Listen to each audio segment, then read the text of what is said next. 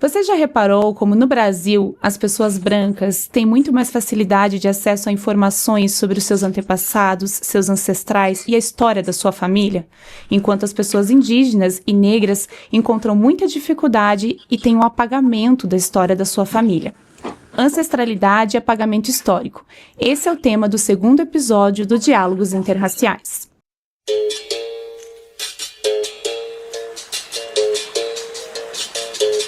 Olá a todos e todas, sejam bem-vindos ao segundo episódio do podcast Diálogos Interraciais. Se você já vem nos acompanhando, já sabe que esse podcast é parte de um projeto do mesmo nome chamado Diálogos Interraciais, que é liderado pelo Instituto Aurora para Educação e Direitos Humanos, em parceria com o Instituto Federal do Paraná. E a gente tem feito aqui várias conversas para ouvir pessoas de diferentes etnias sobre temas que envolvem a luta antirracista. Hoje a gente vai falar sobre ancestralidade e você já sabe também que eu sempre divido o espaço aqui com a Thaís Bonato Gomes, que é a minha companheira, e antes da gente começar a papear, a gente vai fazer a nossa audiodescrição, para quem não nos vê, também saber como somos. Então, meu nome é Esther Atanásio, sou jornalista, sou uma mulher branca, tenho cabelos longos, lisos e castanhos, os meus olhos também são castanhos, e eu estou usando uma camisa azul, que olha só, combina com o cachecol da Thaís. Oi, gente, é um prazer estar aqui com vocês hoje. Meu nome é Thaís Bonato Gomes, eu sou uma mulher negra com a pele parda. Eu tô combinando com a Esther com um cachecol azul, com uma blusa branca com detalhes azuis também. Eu tenho cabelo crespo e tá preso pro lado. Legal. E a gente tem um convidado muito especial. Acho que todos nós aqui do Instituto Aurora nos sentimos muito honrados em poder conversar hoje com o Beto Marubo, que é um líder indígena da etnia Marubo, integrante da União dos Povos Indígenas do Vale do Javari. Ele é uma referência na questão dos indígenas isolados, trabalhou durante 12 anos ao lado do indigenista Bruno Pereira, e aí que eu cito essa pessoa, que é um homem branco, Bruno Pereira, porque ele foi assassinado em 2022 e se tornou um símbolo da violência na Amazônia e do ódio contra as causas indígena e ambiental. Beto, seja bem-vindo. Muito obrigada por aceitar o nosso convite. Fique à vontade para se apresentar. Olá, eu sou o Beto Marubo, né? Esse é um apelido que a FUNAI me deu desde criança, lá na minha comunidade. Mas meu nome mesmo, no meu povo, é o Inukuyasne, né? Só que é muito conhecido como Beto Marubo. Tá. Eu sou um indígena, eu acho que tenho cabelos indígena, né? O biotipo indígena, o fenótipo indígena. Tô com uma camiseta preta e um colar matiz, né? Do meu amigo Macã Matiz, que é um dos povos que habitam a minha terra. E é isso. Tá perfeito. Acho que todo mundo conseguiu aí imaginar, né, como é a sua aparência. Beto, que prazer estar aqui contigo hoje. A gente pensa, né, que a cultura indígena atribui um valor muito grande aos ancestrais, com maior referência e respeito mesmo aos mais velhos, do que a cultura branca ocidental está habituada, né? Como o nosso tema hoje aqui é ancestralidade, a gente vem falar sobre isso e perceber isso pelos símbolos, pelos grafismos, que são tão ricos e tem uma diversidade enorme a partir de cada povo. Ainda que a gente use a expressão indígena como um todo, a gente reconhece, né, a diversidade que os povos indígenas têm. Então, para você, como a colonização afetou essa relação dos povos originários com a sua própria ascendência? Olha, quando se fala em colonização, a gente tem que levar em consideração algo imposto, né? Não é porque aconteceu de forma natural, algo de forma de consenso, né? E assim, infelizmente, muito pouco se sabe no nosso país sobre nós, povos indígenas, que posso dizer, somos os reais brasileiros, né? Originários desse país, né? E para você ter uma ideia do quanto esse processo de colonização foi nefasto para povos como o meu e tantos outros, é a quantidade, né, de populações indígenas que existiam no nosso país antes da colonização Da invasão. e o que temos hoje, né? Então isso já dá um exemplo claro de como foi isso, né? Eu lembro que eu tenho meu ensino médio e nível superior incompleto, e eu lembro que a primeira vez que eu fui ler os livros de história oficiais, né, que a gente lê padrão nas escolas, e eu me lembro que eu ficava muito incomodado, muito triste do que aconteceu com os povos. Era a primeira vez que eu estava lidando tanto com a língua portuguesa quanto as informações que eram vendidas, né, fora, para o outro público, né? E eu olhava todas aquelas informações e para mim era uma sensação, além de tristeza, né? Quantos parentes morreram, né? Nesse processo de colonização, como também uma sensação de responsabilidade, né? Que a partir dali eu, enquanto indígena, teria um papel fundamental. Então, assim, tentaram por muitas vezes apagar todos nós, povos indígenas, da história do nosso país, né? Nós temos aí autoridades do nosso país dizendo que não existia mais índio no país, né? Isso falado em evento internacional. E, no entanto, nós temos hoje, né, segundo o IBGE, uma população aí aproximadamente de 1 milhão de pessoas ainda vivendo em situações, né, dada as dificuldades e as perspectivas de cada região, né? Ainda vivendo e tendo que lutar todos os dias para mudar essa história, mudar esse paradigma que se criou, né? Infelizmente, nós ainda, ao contrário do movimento negro, eu acredito, a gente ainda está num nível um pouco mais abaixo, né? A ponto, por exemplo, do vice-presidente da República, né, no governo passado, dizer que nós éramos indolentes, né, nós éramos preguiçosos, né? E o discurso comum é o quê? Hoje, né? São falas do tipo, são muitos poucos indígenas para muita terra, os indígenas são preguiçosos, os indígenas é um atraso para o nosso país, né? Então são situações que demonstram que o quadro não mudou tanto assim, né? É claro que nesse contexto de mudanças climáticas, né, a luta pelo direito, a promulgação da Constituição de 88 mudou muitos paradigmas, né? E a atuação de lideranças que foram importantes nesse processo, lembro agora o Raoni, né? Nós lembramos aí o Aito Krenak, né? O Bira Yawanawá, né? E tantos outros, né? O Megaron, né? Darcy Marubo, Paulo Ticuna, né? E tantos outros parentes que, no período da promulgação da Constituição brasileira, em 88, foram fundamentais, né? E aí eu falei alguns nomes, mas foram tantas outras pessoas que foram fundamentais para esse processo, né? Então, assim, com esse advento das mudanças climáticas, meio que tá tendo uma tensão, né? Eu acho que o governo anterior ele contribuiu muito para isso também, né? Para se fortalecer a cara indígena, a causa indígena, né? Algo que já vem acontecendo desde décadas, né? Mas tem muito chão ainda para que isso aconteça, né? Imagina só, na década de 80, nas décadas de 90, a gente vinha informando a importância das populações indígenas e as nossas terras para o nosso país, né? E algo que beneficia todo o país, toda a sociedade brasileira.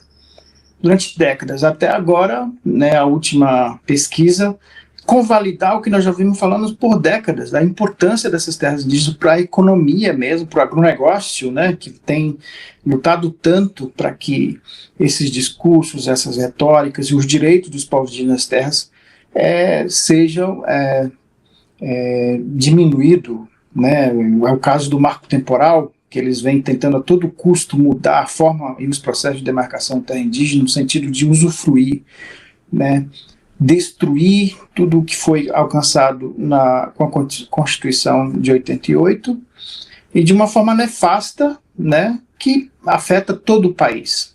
Sim. Beto, como você mencionou agora no final da sua resposta a respeito dessas retóricas que circulam, né? Nós temos conversado aqui ao longo de todos esses podcasts sobre a narrativa que foi vendida e ensinada a respeito da colonização e que persiste até hoje. E hoje também temos outras narrativas, como você está colocando, né? Dessa falsa oposição entre meio ambiente e desenvolvimento econômico e social. E aí, no meio disso, se situa a causa indígena também, né, como guardiões da terra. E é por isso que eu vou te pedir para falar um pouco dessa relação, né, da ancestralidade, da própria cultura indígena com a terra. Né? Não como uma retórica, mas eu acredito que isso é intrínseco e queria ouvir de você. E até retomando que no começo da nossa conversa, quando mencionamos o seu nome, você bem lembrou que, na verdade, esse não é o seu nome de nascença, digamos assim, né? O nome que a FUNAI lhe atribuiu. E me chama bastante atenção, né? Que normalmente a gente conhece várias lideranças indígenas cujo sobrenome para nós brancos é mencionado como leva o nome do próprio povo. Queria que você falasse um pouco dessa relação, né? Como que é carregar como uma identidade de sobrenome, de família, o nome da etnia. Eu vou te respondendo começando pelos argumentos finais aí da sua pergunta. É mais um contexto, é mais uma informação, né, que as pessoas devem compreender. Imagina,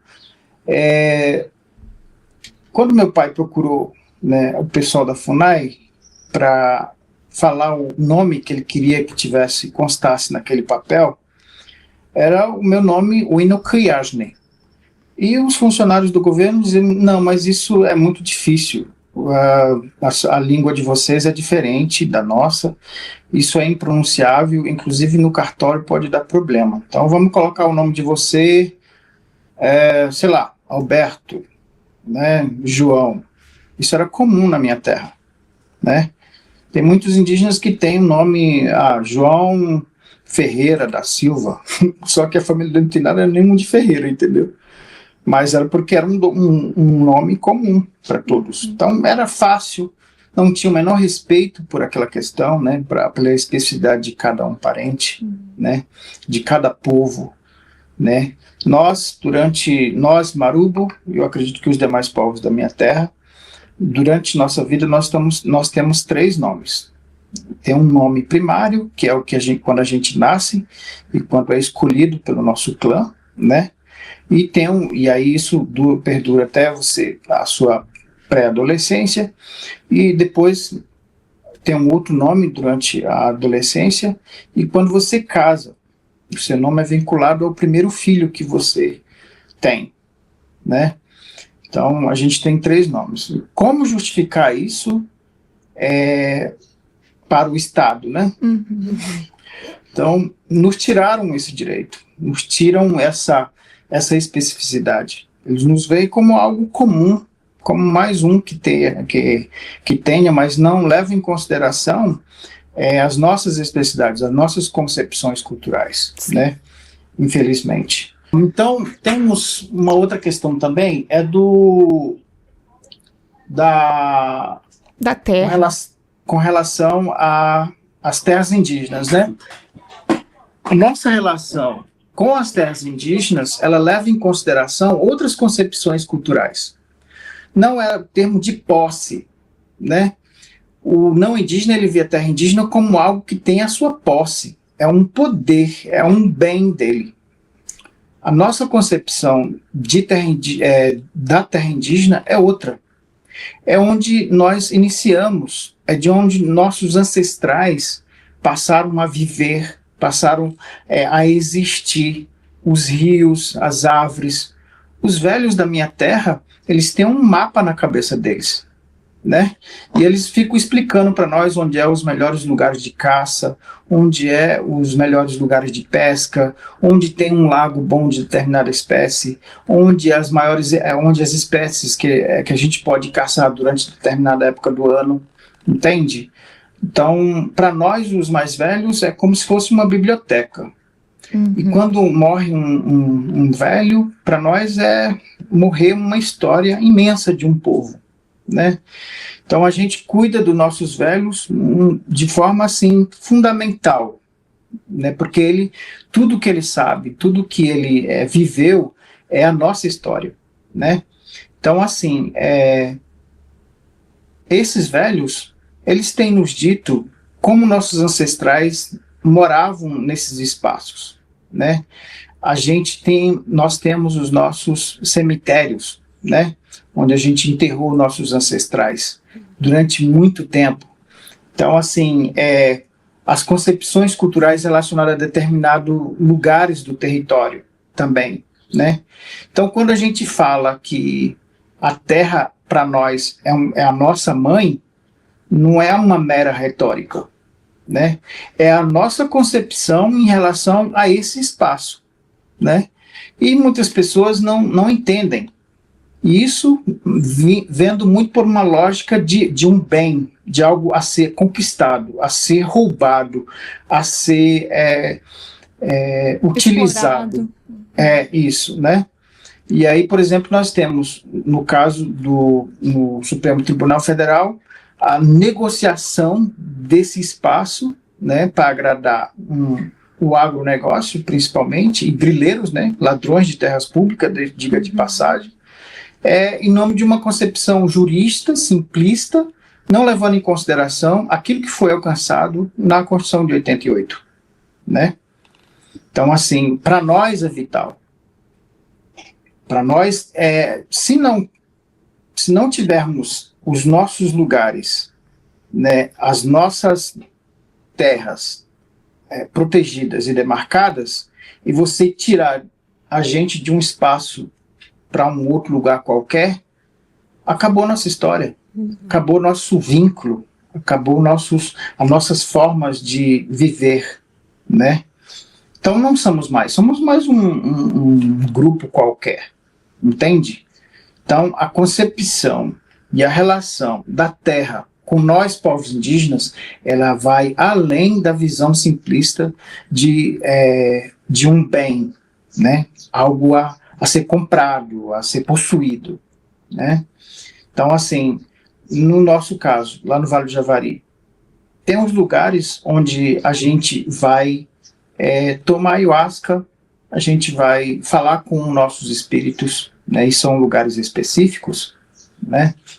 Tem os lugares onde a gente reservou por décadas como berçário das principais espécies que a gente caça durante o ano, né?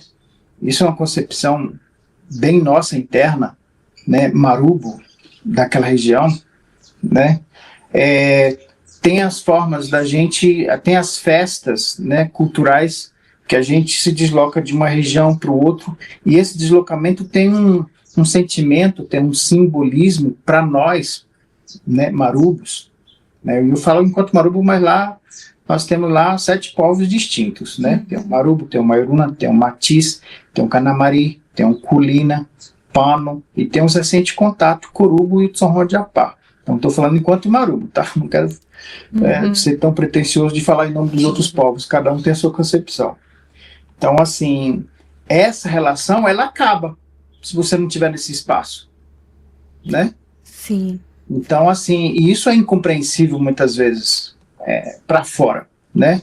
As pessoas veem, os indígenas estão morando nesses espaços, e esses espaços poderiam ser utilizados para agricultura, para a criação de boi, né? Sei lá, para soja, né? Que vai aumentar o PIB do nosso país, né?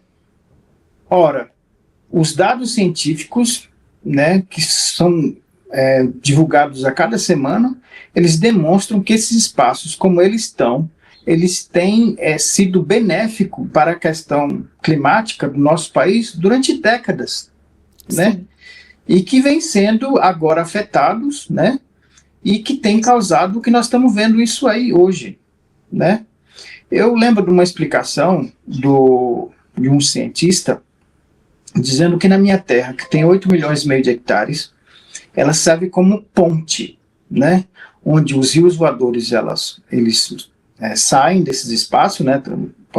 um processo de pulverização, vamos dizer assim, e esse volume de água vai até a Cordilheira dos Andes, né? Nós moramos na fronteira Peru-Colômbia, né? No Vale do Javari, e ele volta, esse vapor, né, em forma de água, ele volta e vai levar chuvas para o centro-oeste, né, até o sul da América do Sul, entende?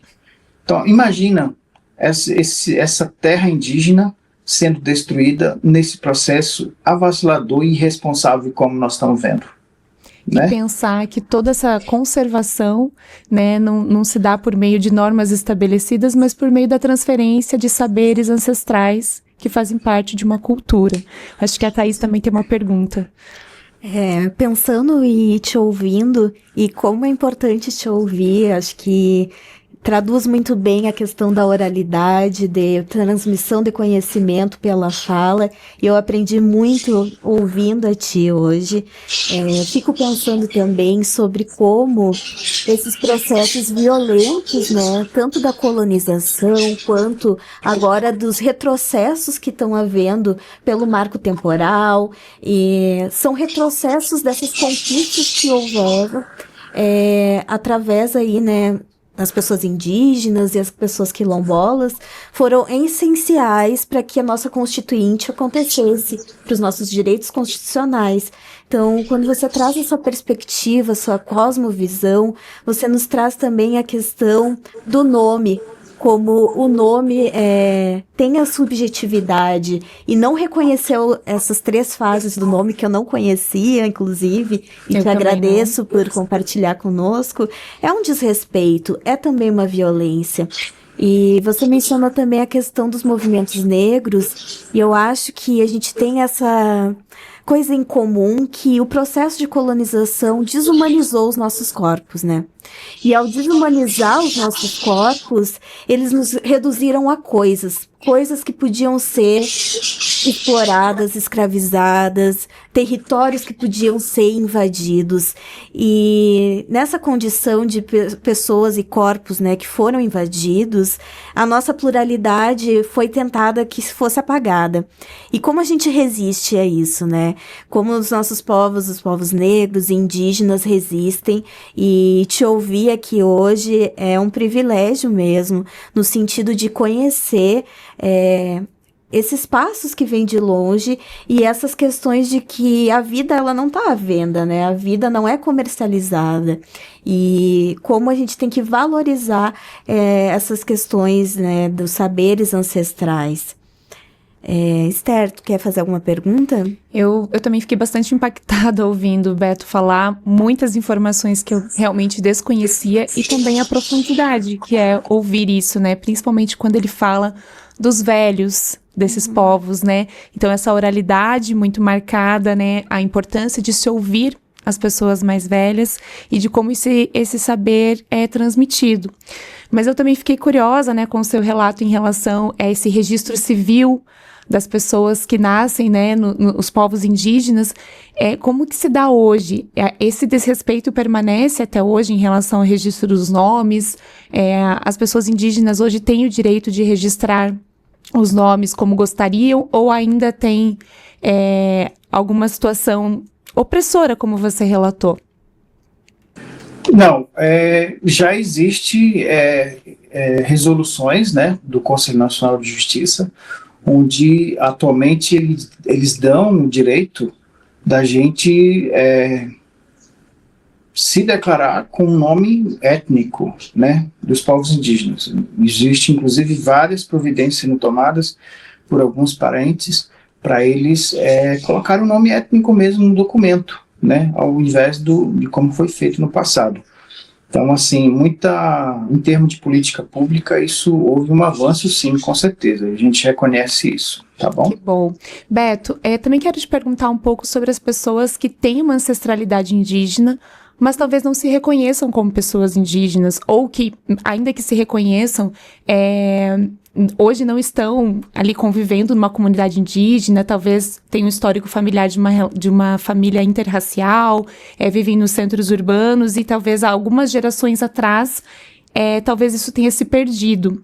Eu queria entender, né, se de fato isso acontece, se você nota isso, que pessoas que têm uma ancestralidade indígena, mas que talvez tenham dificuldade de saber qual é a origem do seu povo, qual é a sua história, por esse processo todo de violência que a gente relatou aqui e ouviu da sua parte, principalmente pela colonização, né, e algo como que vem sendo contado como uma miscigenação positiva, mas que a gente sabe que existe violento, por trás né? disso algo muito violento, né, que aconteceu e persiste, né, esses recortes raciais no Brasil que reproduzem o racismo. Então, eu queria que você falasse um pouco dessas pessoas que talvez estão hoje desconectadas dos seus ancestrais, digamos assim. Sim, infelizmente é uma realidade, mais uma realidade do nosso país, né? Devido a todo esse processo de colonização que aconteceu, né, em nosso país. Então, assim, existem muitas realidades e a gente deve levar em consideração a especificidade de cada uma delas, né? Uma das especificidades que a gente sabe é aqueles povos que foram expulsos dos seus territórios, né, sobretudo no período da ditadura, e foram impedidos de se autodeclararem enquanto indígenas, né? Seja por questão mesmo de ameaças, né, com quem estava roubando as suas terras, por exemplo, isso era muito comum na década, né, no período da ditadura, né, e seja por também questões religiosas, né. Nós temos histórias, né, eu ouço muitos parentes do Rio Negro, por exemplo, onde muito dele, não foi só o Rio Negro, não é uma região, isso não foi um privilégio do Rio Negro, privilégio, enfim, mas de serem impedidos de falar o seu idioma, né, de serem impedidos, né, eu acho que a mesma questão também aconteceu muitos com os parentes negros, né, de serem impedidos de se praticarem a sua religião, né.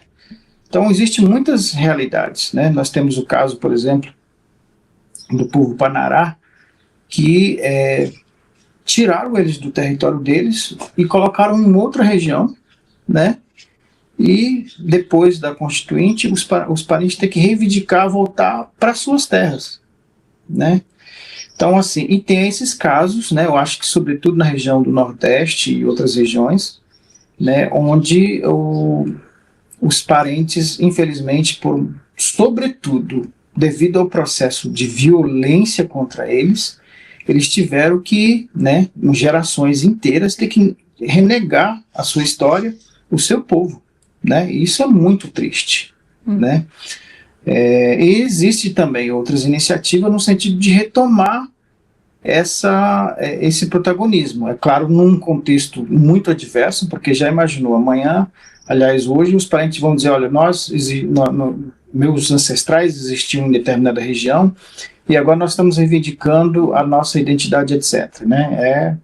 Cai naquela retórica, né, ruim do nosso país, como, por exemplo, os índios ressurgidos, os índios paraguaios, né, como acontece lá no Mato Grosso do Sul, os índios da FUNAI, que a FUNAI criou, e por aí vai. Então, tem esses obstáculos também, infelizmente, né? Mas é uma sensação muito triste, né? Vide o que eu vi logo quando eu passei a lidar com a história do nosso país registrada nos livros, né? Então, imagina, povos inteiros tiveram que se auto-renegar, né, a sua existência com medo da violência, né? Tem uma história interessante de uma parente Cauarriva lá no Mato Grosso, né? Ela era filha de índios que até então eram isolados, eles habitavam em determinada região, eles foram massacrados pelos fazendeiros na época de Rondônia, né? Que ela é irmã, ou é prima, salvo engano, dos dois únicos Cauarriva de recente contato hoje existente no nosso país, né? De um povo inteiro. E ela conta que ela passou a ser um ser sem identidade passou a ter medo de falar que ela era indígena, né? Ela foi contactada pelo espião da fazenda, e ela foi ser como mais um processo avassalador de escravidão, né?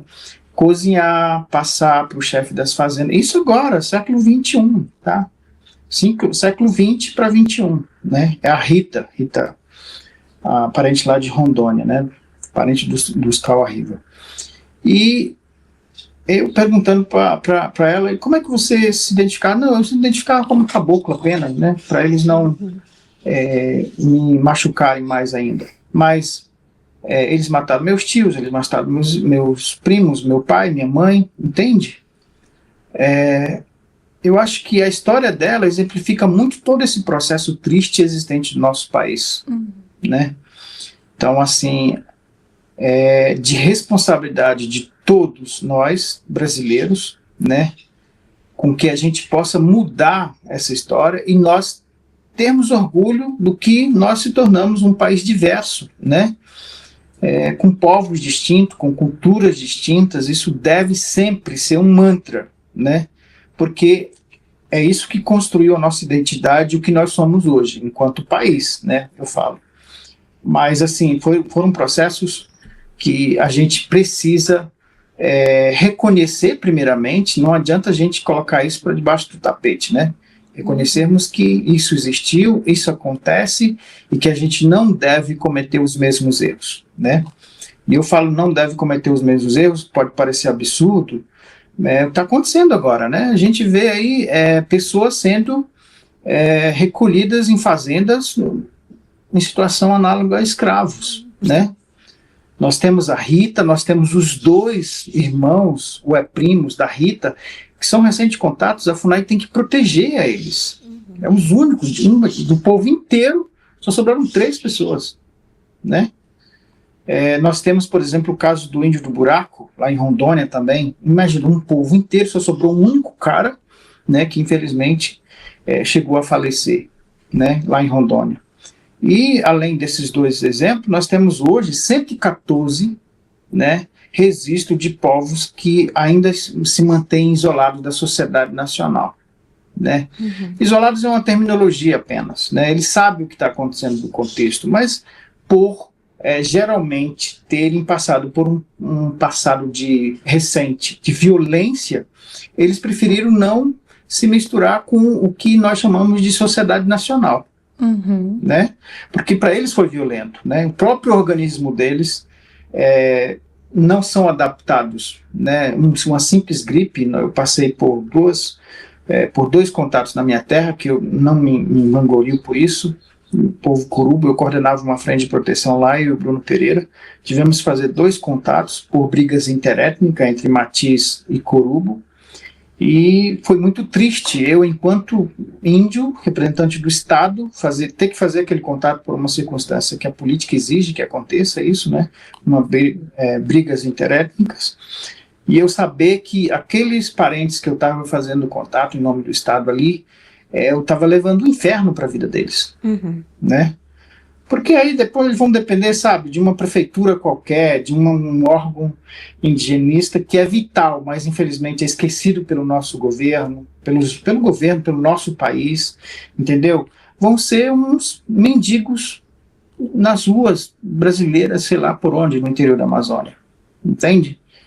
E enquanto que eu vi eles altivos, fortes, guerreiros, né, donos de si, imagina, passaram décadas isolados e, entende, é de se reconhecer isso, mas que os processos, as circunstâncias, às vezes levam a ter que fazer o contato em situações, como a política é muito frágil, né, a questão indígena no nosso país hoje é muito, como eu falei, né, em algumas falas, tem muito viés, né, com interferência política, social, econômica, muito forte.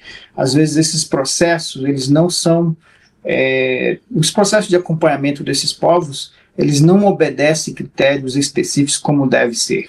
Fim daqui, eles são esquecidos pelo Estado amanhã, né? E para mim foi muito triste participar desses contatos. Sim. Né?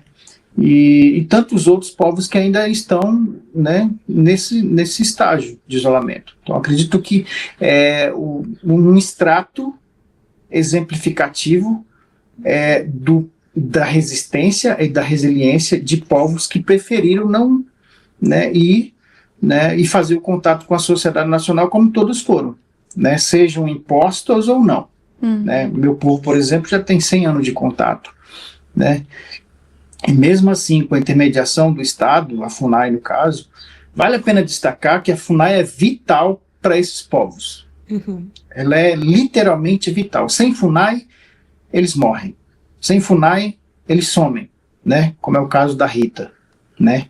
Que eles tentaram matar, acabar com o povo inteiro para não ter provas, né, diante da justiça, para não haver nenhuma reivindicação para ser terra indígena, no local onde a fazenda existia. A ideia era essa, sumir com eles para não ser terra indígena, entendeu? Sim, o que mostra Então, a importância assim, também das políticas públicas nesses aspectos. Daí é importante a política pública de não proteção aos índios isolados, né, a política de proteção. A FUNAI é um órgão vital e importante para o nosso país, e para esses índios ela é vital, né? Então, só para exemplificar um pouco dessas circunstâncias, né, nesse contexto. Beto, você trouxe exemplos muito contundentes, né, de que a violência contra os povos originários não acabou. Então, isso é algo contemporâneo, está acontecendo. Você trouxe inúmeros panoramas que reforçam, e esses dados nos mostram, escancaram essa realidade. E diante disso, eu quero te fazer uma pergunta desafiadora, e também que essa resposta seja uma mensagem que você deixa pra gente. E eu quero que você nos diga o que você sonha para o nosso amanhã, sabendo que o nosso futuro é ancestral. É uma boa pergunta. Olha,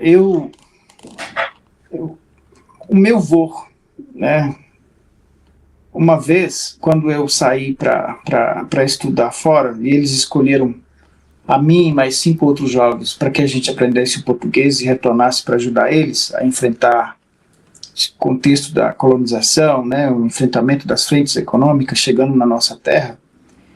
Ele me falou o seguinte, ele falou, olha, a gente precisa, né, que pessoas, que jovens como vocês cumpram o seu legado.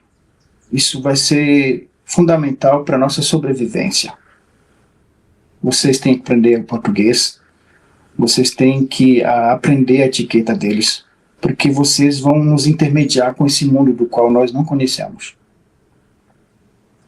Então, eles nos deram essa responsabilidade muito grande, né, para enfrentar isso. E eu espero, assim, estar honrando essa responsabilidade que eles nos deram. Mas o que eu quero dizer com isso é que, assim, aqueles velhos que nos deram essa incumbência, eles acreditavam no amanhã, né?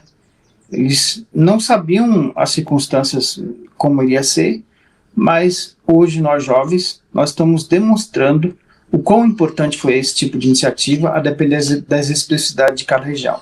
Nós temos hoje uma ministra indígena, né? Nós temos hoje a primeira presidente da FUNAI, um órgão indigenista do Estado, criado em 1910, né? O SPI e posteriormente a FUNAI, que, né, sempre foi ocupado por não indígenas e hoje é presidido por uma indígena, minha amiga Joênia Wapichana, né? Então, assim, eu estou aqui falando português compreensível para vocês, né? O que eu quero dizer com isso é que depende nós fazermos a nossa diferença, né? Depende daquilo que nós vamos fazer daqui por diante. Não podemos esperar que a boa intenção, ou sei lá, as pessoas que conduzem o nosso destino direto ou indiretamente, como os políticos, como as pessoas que mandam no Estado, façam isso por nós. Então, eu acredito que isso é uma premissa principal, né? E a outra, eu acredito que a gente precisa superar, a sociedade brasileira precisa se superar esse momento patético, né, e idiota de discutir temas como, por exemplo, se a Terra não é redonda, né? Sei lá, que a direita é isso, que a esquerda é aquilo, né? O negacionismo climático, né? Mudar as leis para nos autodestruir, porque isso vai afetar toda a sociedade nacional, né? E a gente tem que pensar positivamente, né? A gente tem que ser a diferença para que isso, né, esse retrocesso não aconteça.